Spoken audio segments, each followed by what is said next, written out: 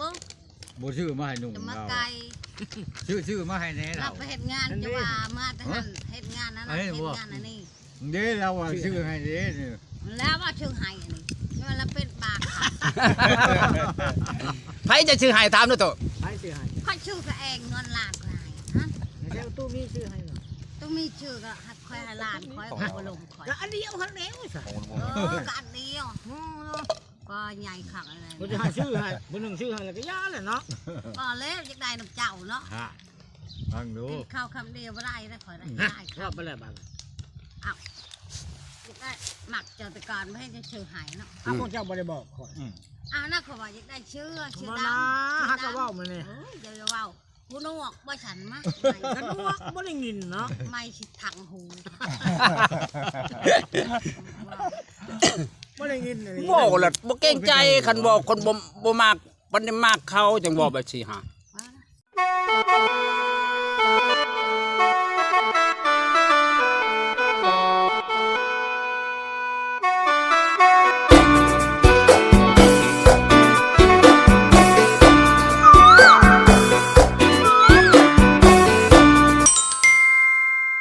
ว่าเจ้าในชน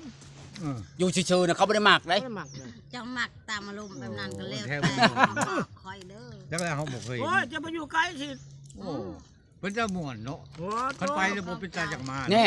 ไม่ใช่เฮียวไปเขตพุ่นน่ะคันอยู่ไกลผู้ชายบ่จับบ่บายเขาเชิญเขาว่าบ่พักบ่แพง โอ้ บ่ได้ ได้ว่า ลมแล้วเขาลูกชาวมานค่า เมื่อ ไกล ก็หันเชื่องามแล้วก็นุ่งเองแล้วมาให้เราเชื่อมาให้หนุ่ม ฟังดู ปัด แล้วว่าได้เชื่อมน้ำมันก็บ่ บึ้ง บ่ชื่อมาให้หนุ่ม จะมา เรา ไกล ชื่อมาให้แน่ เรา เรา ไปเฮ็ดงานจะว่ามาแต่หันเฮ็ดงานนั้นเฮ็ดงานอันนี้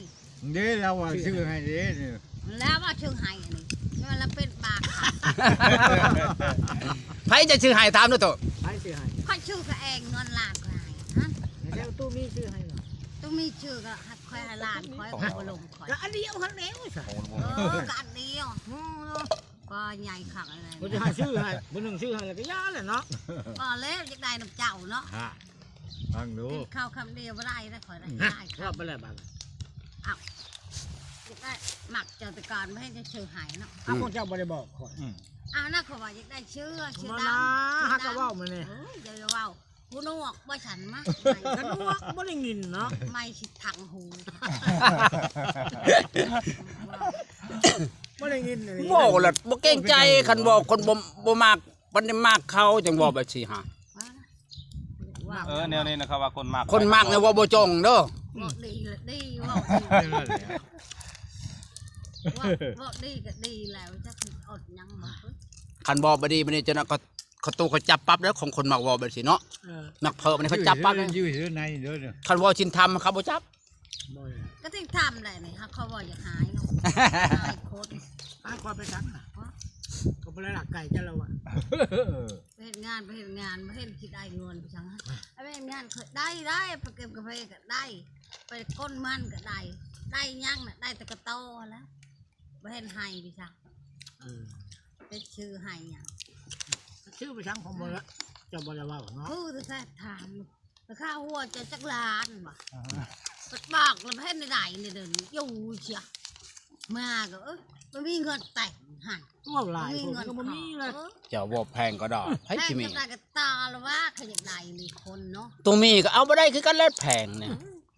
แต่ตาก็ลดแล้วว่าคนเห่าคนเคยเว่าเคยจ่ากัน โอ้ เนาะนี่เป็นเว่าทางใหม่เสีย ร มาเอาอะไร ก็ บ่ รอ มี เบิ่ง เงิน แล้วเนาะ มาเอาอะไรค่อยบ่มีเงินหาเงิน อ้าวก็รอเบิ่งเจ้าว่า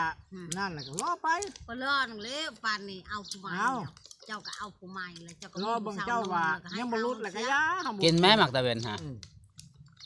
บ้านนี้มีผู้มาแต่งแพงแล้วก็เอา ไป ก็คือเจ้าตู้มีนั่นแล้ว ก็คือควายนั่นแหละเนาะ พังเขาจุดพังจะว่าว่าไป คือควายแล้วก็มาซื้อบ่ได้บ่ได้ อืม อืม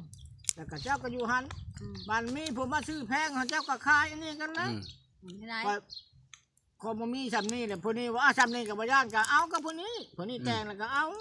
อืม แล้วหันบวิทนะค่อยหันเอากันแล้วบวิทแต่ เอง ก็แต่งอยู่ เจ้าหันว่าวัดได้เงินไปหาเงินหาคำค่อยจึงมาแต่งเจ้าอ่ะ อืม ค่อยเช็ดหน้าใส่เจ้าชอยเจ้าอ่ะ อืม ปัดนั่นปัดมาเลย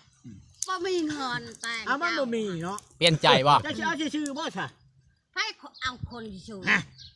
ก็ครอบมันยังบ่ได้นี่นะมันได้ซั่นนี่มันก็บ่พอบ่สิเอา บ่ บ่ จั ซะ งหน่อยก็จะหมักหันเอาชื่อบ่น่ะ มันก็ ก็สิ เอา ถามจัง มันยังบ่ได้ คันเอาชื่อผู้นั้นน่ะป้าทุกคนก็สิเอาชื่อลองเบิ่งกับเจ้าไป ก็